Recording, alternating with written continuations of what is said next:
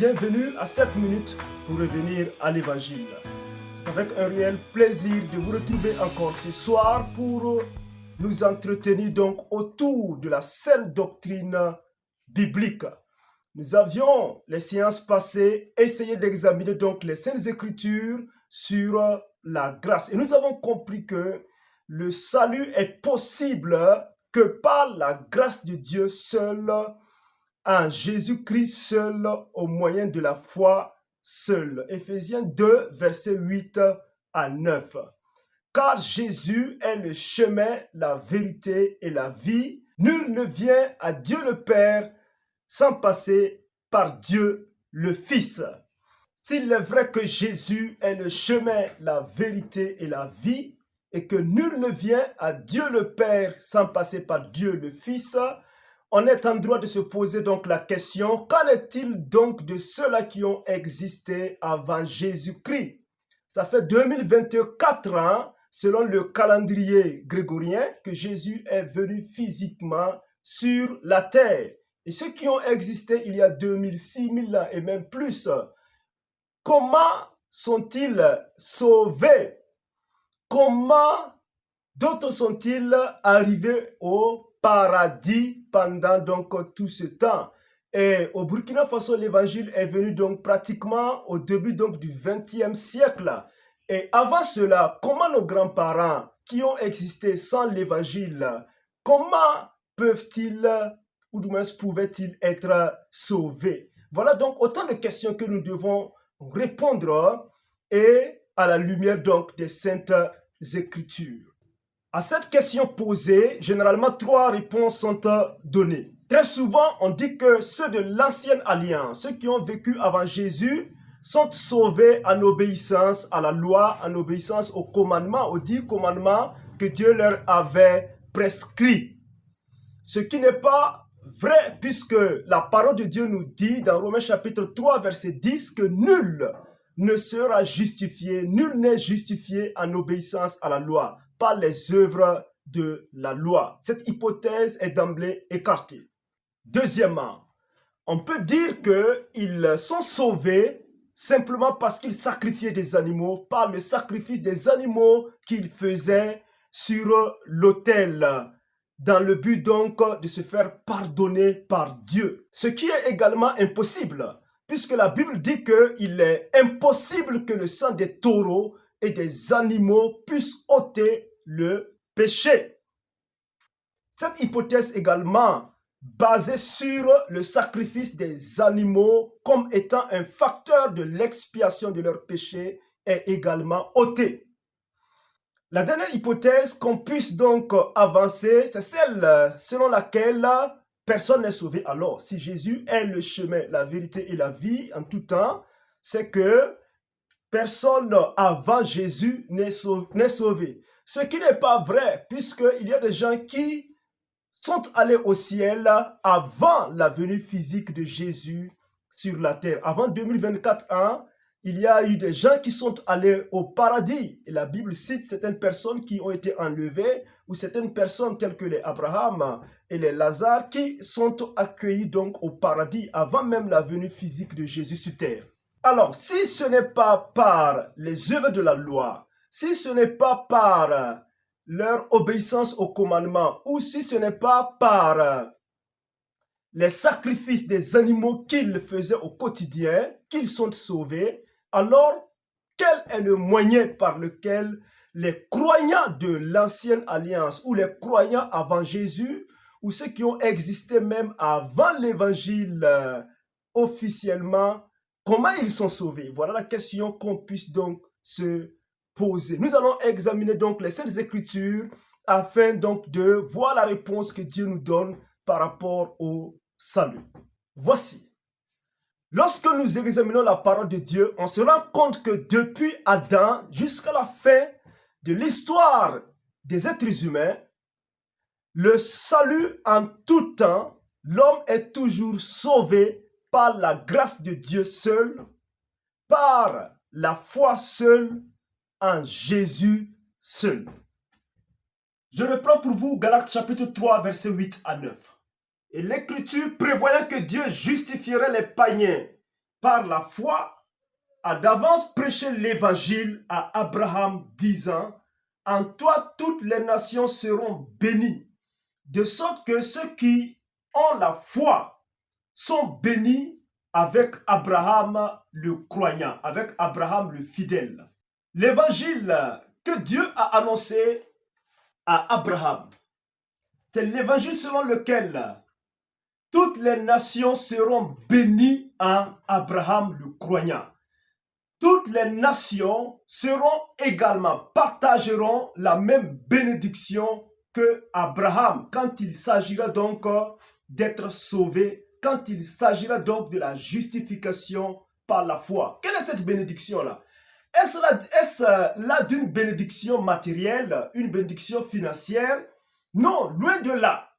Il ne s'agit pas là d'une question d'être béni matériellement ou physiquement, comme certains exaltent la prospérité au travers donc de ce verset-là. Nous allons voir quelle est la bénédiction d'Abraham, de quelle bénédiction Dieu parle ici dans ce verset. Je lis pour vous la version Semeur 2015 de Romains chapitre 4, versets 6 à 11. Il est écrit, de même, David déclare béni l'homme que Dieu déclare juste, sans qu'il ait produit les œuvres qu'exige la loi. Ils sont bénis, ceux dont les fautes ont été pardonnées et dont les péchés ont été effacés. La bénédiction dont il est question dans ce passage-là, c'est ceux dont les fautes ont été pardonnées, ceux dont les péchés ont été effacés. Ils sont bénis. Oui, la justification par la foi nous introduit dans la bénédiction divine, alors que le fait de chercher une justification par la loi, par les œuvres de la loi, nous introduit dans la malédiction. Car il est écrit, maudit soit quiconque n'observe pas tout ce qui est écrit dans la loi. Tous ceux qui cherchent la justification par la loi se mettent sous la malédiction de la loi, la malédiction divine, alors qu'ils sont la bénédiction s'obtient par la justification par la foi seule en Dieu seul. Il est béni l'homme au compte de qui le Seigneur ne porte pas le péché. Cette bénédiction est-elle réservée aux seuls circoncis ou est-elle aussi accessible aux incirconcis? Nous venons de le dire, Dieu a porté la foi d'Abraham à son crédit pour le déclarer juste. À quel moment cela a-t-il eu lieu? Quand Abraham était circoncis ou quand il était encore incirconcis? Ce n'est pas quand il était circoncis, mais quand il ne l'était pas encore. Et Dieu lui donna ensuite le signe de la circoncision comme sceau de la justice qu'il avait déjà reçu par la foi avant d'être circoncis. Il est devenu ainsi le père de tous ceux qui croient sans être circoncis pour qu'eux aussi soient déclarés justes par Dieu. De la même manière, la manière par laquelle Abraham a été déclaré juste est exactement la même manière par laquelle toute la race humaine doit être déclarée juste. C'est pourquoi Abraham, la Bible l'appelle le père de la foi. Il est le père de la foi parce qu'il est celui-là qui a donné le modèle le plus illustré en termes de la justification par la foi en un Dieu qui sauve. Et de cette même manière sont sauvés ceux qui ont été sous la loi, ceux qui ont été, et partout où l'évangile n'était pas encore annoncé par la venue physique de Jésus, c'est de la même manière que tous sont sauvés. Les Juifs pensaient que Abraham a été sauvé par la circoncision, en obéissance à la loi de la circoncision. C'est en cela que l'apôtre Paul va écrire aux Juifs pour leur faire savoir à l'église de Galate que Paul, en tant qu'apôtre, je vous le dis que si vous faites circoncire, Christ ne vous sert plus absolument à rien. Pourquoi? Parce que vous cherchez la justification par la loi de la circoncision, par les œuvres, alors que Abraham, le père de la foi, l'a obtenu non pas quand il était circoncis, mais quand il était incirconcis. Abraham était incirconcis quand Dieu l'a déclaré justifié, quand Dieu a agréé la foi qu'il a placée en lui pour être justifié, pour être sauvé. Pour les rabbins juifs qui croyaient que Abraham était même à la porte de l'enfer et que tout juif qui passait là et qui était circoncis, Abraham le retirait, le soustrayait pour le ciel en vertu donc de la circoncision. Ce faisant, ils avaient bâti un système de religion basé sur les œuvres de la loi. Il en est de même aujourd'hui pour des milliers de religions, plus de 10 000 religions se sont donc basées sur le système du salut fondé sur les œuvres de la loi. Toutes les religions disent qu'il y a quelque chose qu'il faille faire ou qu'il ne faut pas faire pour être justifié, pour être agréé, accepté devant Dieu. Voilà en essence ce que enseignent toutes les religions. Autrement, le salut est obtenu par les œuvres de la loi. Seul le vrai chemin dit que l'homme ne participe pas au salut. L'homme ne participe pas à son salut. L'homme est sauvé en plaçant toute sa confiance en Dieu seul, sans les œuvres de la loi, sans des efforts humains. Autrement, il renonce à ses œuvres. Il renonce à sa justice personnelle. Il renonce à ses efforts humains et se repose complètement sur l'œuvre justifiante de Dieu seul au travers de la foi qu'il a reçue de la part de Dieu. Ainsi, le salut a toujours été possible par la bonne nouvelle de la justification par la foi en Dieu seul. Ainsi, il est écrit dans 1 Corinthiens chapitre 1, verset 21, « Il a plu à Dieu de sauver le monde par la folie de la prédication. » De l'évangile, bien entendu. C'est par la folie de la prédication de la bonne nouvelle de la justification par la foi seule en Dieu seul que Dieu a choisi comme moyen par lequel tous les êtres humains doivent être justifiés devant lui. C'est pourquoi c'est une folie. C'est une folie devant les hommes. Oui, parce que pour les hommes, il y a plusieurs moyens pour aller chez Dieu. Il y a plusieurs voies, il y a plusieurs moyens pour être sauvé. Il y a plusieurs chemins qui mènent en enfer, mais il y a un seul chemin qui mène au ciel.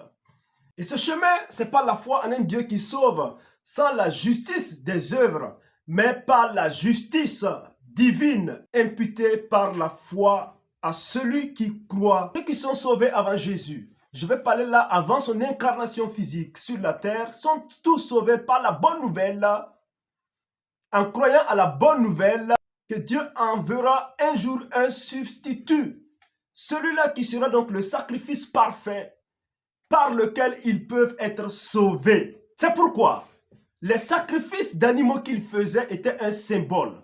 Ils symbolisaient leur acte de foi. Ils posaient un acte de foi que Dieu un jour se pourvoira d'un agneau parfait, sans péché, par lequel ils vont être sauvés. Ils ne croyaient pas aux animaux qui mouraient sous l'autel comme étant le moyen par lequel pour eux, pour être justifiés devant Dieu. Mais ils croyaient que Dieu amènera un jour un substitut qui est l'animal parfait, l'agneau de Dieu, par lequel ils peuvent être sauvés. Et c'était un acte de foi qu'ils posaient en sacrifiant donc ces animaux-là, qui n'expiaient pas leurs péchés, je veux dire, qui n'ôtaient pas leurs péchés, mais plutôt qui étaient donc un symbole, un signe que Dieu amènera un jour l'agneau parfait, sans péché, qui va vivre une vie de justice, sans péché, et qui va imputer cette justice-là que l'homme ne peut pas avoir par lui-même à eux. Ainsi, leur salut viendra d'un substitut, d'un Dieu qui sauve. Les croyants de l'Ancien Testament croyaient en un Dieu qui sauve. Jonas croyait que le salut vient de l'Éternel. Jonas chapitre 2, verset 10. Ésaïe croyait que c'est par l'Éternel que Israël obtient le salut, un salut éternel. Ésaïe 45, verset 17.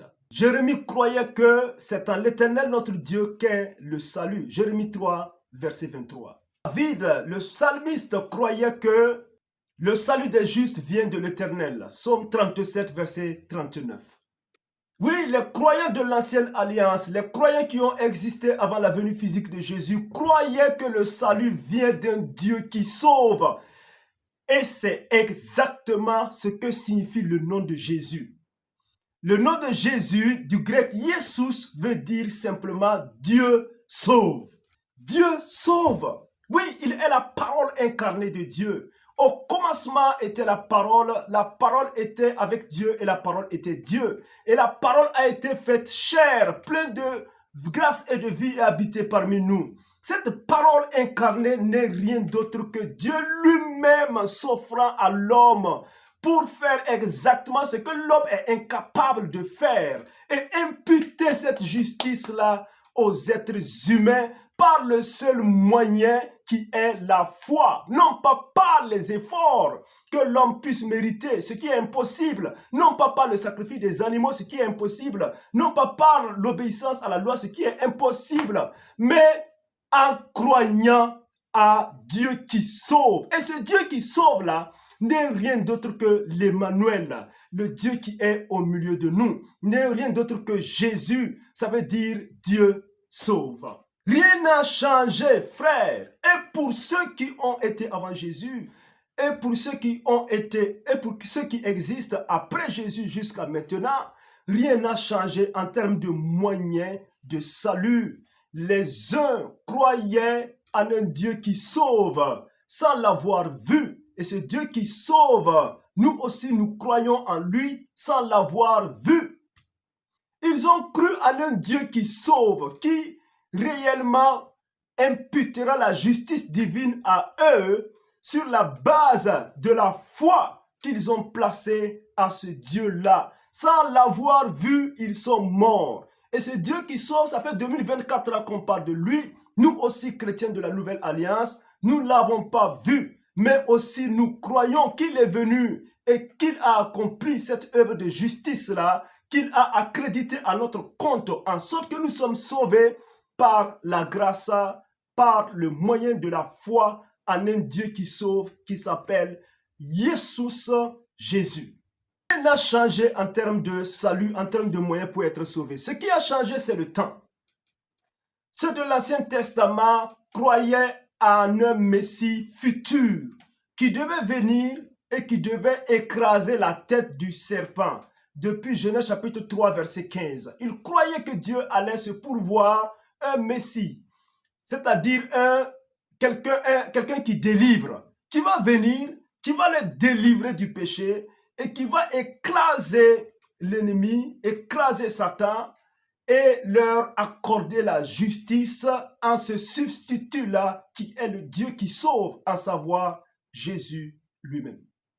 Alors que pour nous, il s'agit de croire que le Messie promis, il y a de cela des milliers d'années, est venu et qu'il a accompli l'œuvre nécessaire et suffisante pour que nous soyons sauvés et qu'il a vécu la vie parfaite que nous ne pouvions pas vivre et qu'il a acquis la rédemption complète par son sang, par sa mort et par sa résurrection et qu'il impute cela à tous ceux qui croient et nous recevons également par la foi. De façon imagée, nous avions essayé de matérialiser sur une échelle de temps les croyants de l'ancienne alliance et aussi les croyants de la nouvelle alliance. Donc ceux qui ont vécu dans le Nouveau Testament, si vous voulez, et ceux qui ont vécu aussi dans l'Ancien Testament. Les deux regardent au Dieu qui sauve, qui est venu à un moment donné sans que personne l'ait vu. Ceux qui ont vécu, il y a de cela 2000 ans avant l'avènement de Jésus, ils sont morts sans l'avoir vu, mais ils ont placé leur foi à ce Dieu qui sauve en la personne de Jésus, que Dieu susciterait donc un substitut qui mourrait à leur place, qui expiera donc leur péché. Et aussi ceux qui ont vécu plus de 2000 ans après Jésus-Christ, c'est-à-dire les croyants de la Nouvelle Alliance, ou les croyants qui sont venus après l'avènement physique de Jésus sur terre, aussi regardent au salut derrière eux. Ils regardent à la croix derrière eux, croyant que Dieu a déjà accompli en Jésus l'avènement de ce Messie promis, tant attendu dans le futur par les croyants de l'ancienne alliance. Cela est accompli déjà en Jésus. Et aussi les croyants de la nouvelle alliance croient que le Messie est déjà venu il y a plus de 2000 ans passés et qu'il a déjà accompli le sacrifice suprême donc pour leurs péchés et qu'il a porté leurs péchés, leur iniquité. Le châtiment qui leur donne la paix est tombé sur lui et que c'est par ses meurtrissures sur la croix qu'ils sont guéris de leurs péchés. Nous sommes tous sauvés de la même manière, et pour les croyants de l'ancienne alliance et pour les croyants de la nouvelle alliance. Et pour ceux qui ont existé avant Jésus et pour ceux qui ont existé après Jésus. Ainsi, pour résumer, le salut en tout temps et en tout lieu a toujours été par le même moyen, par le même chemin, sauvé par la grâce, sans les œuvres, au moyen de la foi, laquelle foi est un don de Dieu. Éphésiens 2, verset 9. Cela est valable pour les croyants de l'ancienne alliance et cela est aussi valable pour les croyants de la nouvelle alliance. Et valable pour les croyants qui ont existé avant Jésus, avant l'évangile, avant la Bible physique, si vous voulez, et aussi valable pour les croyants qui ont existé après Jésus partout dans le monde entier. Il y a un seul chemin qui mène au ciel. Jésus, le Dieu qui sauve. Le seul chemin, la seule vérité est la vie éternelle. Nul ne peut aller à Dieu le Père sans passer par Dieu le Fils. Non pas qu'il y a trois dieux, mais un seul Dieu. Ce n'est pas du trithéisme, mais de la Trinité. Un seul Dieu, trois personnes. Que Dieu vous bénisse. Restez connectés pour plus d'enseignements centrés sur la Bible. Shalom.